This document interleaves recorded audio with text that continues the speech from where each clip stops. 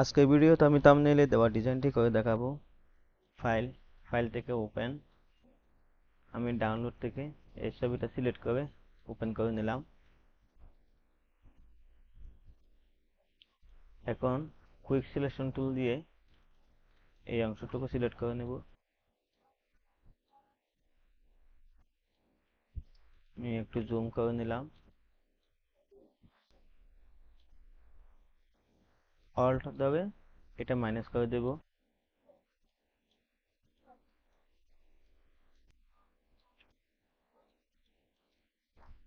একটু ছোট করে নেব।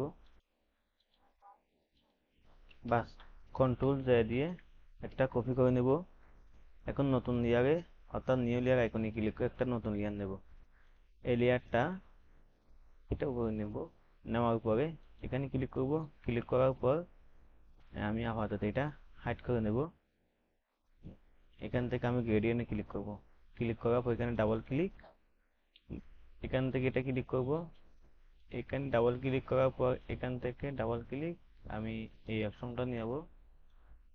ওকে, আবার এখান থেকে ডাবল ক্লিক, এই যে এখান থেকে আমি জাস্ট এটা নিলাম।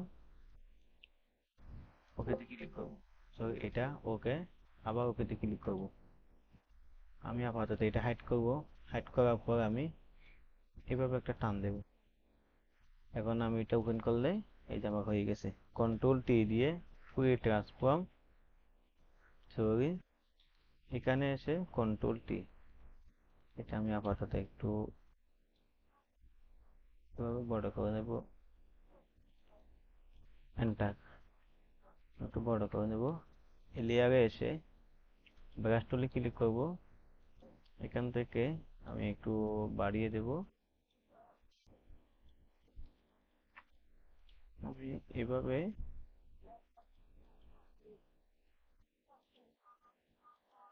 চাইলে একটু শেডো দিতে পারবো। এবার